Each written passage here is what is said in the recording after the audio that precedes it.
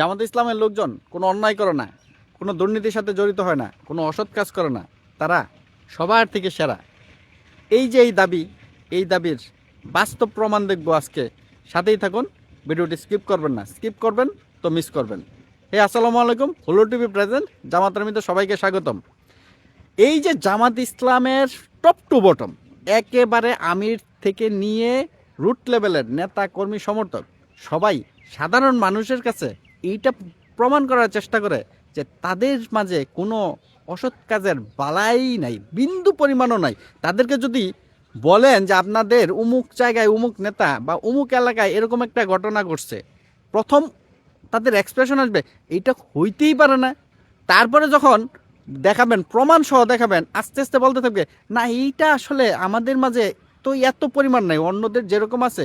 তারপরে আস্তে আস্তে যাইতে থাকবে আমরা তো এগুলো দলীয়ভাবে প্রমোট করি না, কিন্তু এই লোকগুলাই আবার অন্য দলের ক্ষেত্রে বলবে যে না এটা দলীয়ভাবে দায়ভার নিতে হবে।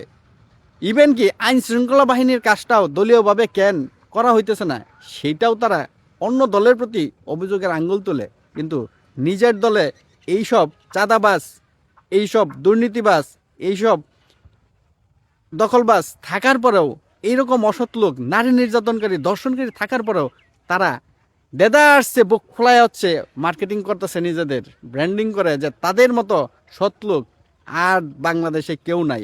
তারা সৎ লোকের শাসন কায়েম করবে। এই সৎ লোকের শাসন যে কায়েম করবে, চলেন এই সৎ লোকের শাসনের, এই সৎ লোকদের আজকে একটা ঘটনা দেখে আসি। এটা হচ্ছে জামালপুরের ঘটনা। আগে চলুন ভিডিওটা দেখে আসি। ওরা জামাত ইসলামের ভাব দেখায় টাকা নিছে, হুজুর আলেম সাহেব টাকা নিছে যে আমরা ব্যবসা করতেছি, টাকা দিব আপনারা দেন। এরা পরিপূর্ণভাবে এখন জামাত ইসলামের শেল্টারে আছে। আল আকাবা যে সবচেয়ে বড় সমিতি, সেই সমিতি যে প্রায় 450 কোটি টাকার উপরে নিয়ে পলাতক, সে তার পরিচালনা পর্ষদের প্রত্যেকেই জামাতের সাথে জড়িত। এক একজন জামালপুর জেলার আমির, এক একজন মাদারগঞ্জ থানার আমির।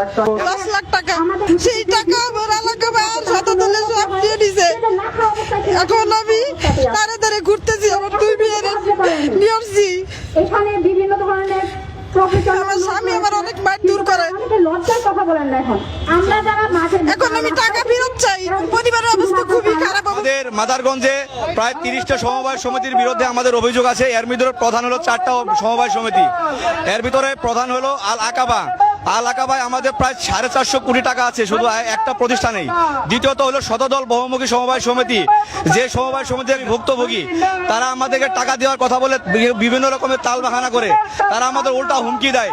আমরা প্রতিনিয়ত হুমকির শিকার। জামালপুরের মাদারগঞ্জ থানায় অধীনস্থ অনেকগুলা ওনানাচে কানাচে অনেক ধরনের সমিতি করে ওঠে। এইখান থেকে 26,000 মানুষের কাছ থেকে তারা অর্থ নিয়ে আজকে তারা বিলাসবহুল জীবনযাপন করতেছে, আর আমাদের অর্থ আমাদেরকে ফেরত দিচ্ছে না। আমরা চাই আমাদের পাওনা টাকা, আমাদের ন্যায্য টাকা আমাদেরকে ফিরিয়ে দেওয়া হোক, আমাদের মাদারগঞ্জের মানুষজন স্বাভাবিক জীবনযাপন করুক।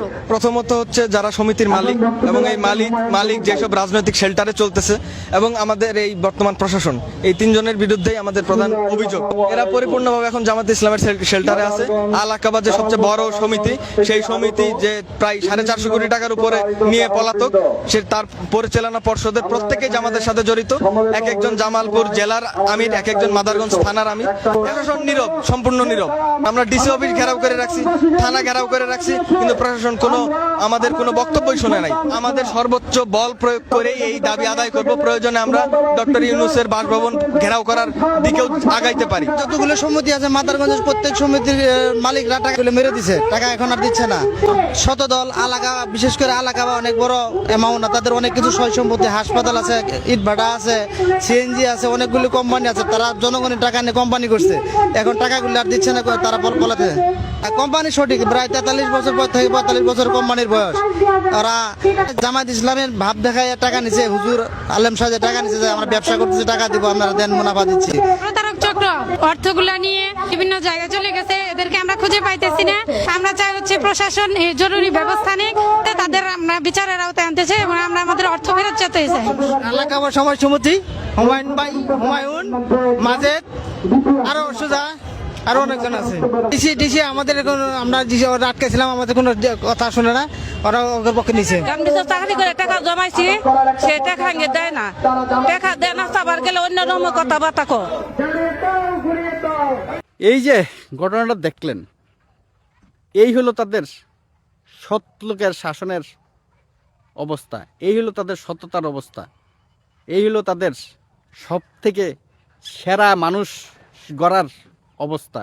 যে এই সেরা মানুষগুলোর চরিত্র যদি এরকম হয়, আর তারা যদি সমাজে এইভাবে যদি সৎলোকের শাসন কায়েম করে, তাহলে তারা যখন পূর্ণ ক্ষমতা পাবে, আর হইলো মনে করেন যে এই যে বিএনপি বা এই টাইপের এই লেভেলের যে দলগুলো আছে, দৈর্ঘ্য প্রস্থটা যখন এই পরিমাণ হবে, তখন আমাদের অবস্থানটা কি হবে।